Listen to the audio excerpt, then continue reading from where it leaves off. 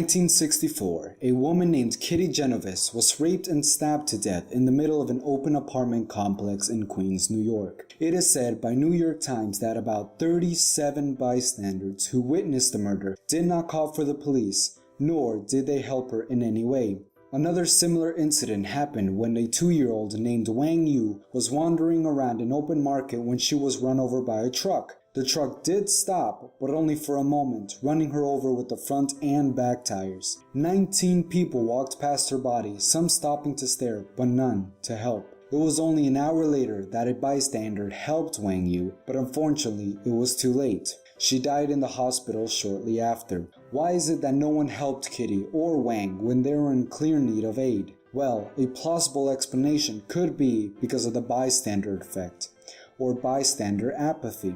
It's when individuals are less likely to take actions when others are present due to the diffusion of responsibility and social influences. In other words, the greater amount of bystanders, the less likely it is for an individual to take action. People in the group assume that someone else will help and that their individual action is not needed. But if everybody in the group all had this apathetic manner, incidents like Kitty Genovese's murder and Wang Yu's hit and run will happen.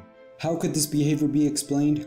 Well, according to Richard Dawkins, a professor at Oxford University, what differentiates humans from every other species in the animal kingdom is the development of the prefrontal cortex, or PFC. The medial and dorsal parts of the PFC controls cognitive functioning and rational thought. The argument is that the empathy and the ability to mentalize can motivate non-selfish behavior. Humans are special because we can choose to act kindly to our fellow humans. However, evolutionary biology says that humans, throughout history, have only acted out pro-social behaviors to benefit themselves, or else nobody would have survived. Which puts the saying, survival of the fittest, on the play. An infamous example of apathy is the Holocaust, in which the world closed its eyes during this catastrophe. People could have spoken out to help individuals, but were afraid of speaking if they could have suffered the same fate as the people they were trying to help. So biologically and socially, humans are just inclined to be apathetic and ignore things in which they don't benefit from or which they could be harmed by.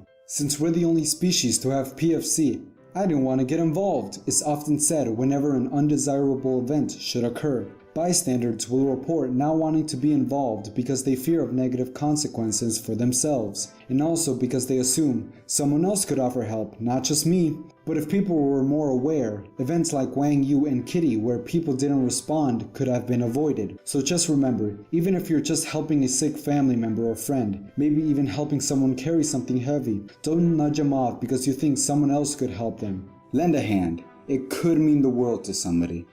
What are your opinions on the bystander effect? Do you disagree or agree on it or have some different kind of thoughts? Well, make sure to subscribe to Side2Go's channel and visit their Twitter, Facebook, and Tumblr. Thank you for watching and have a wonderful day.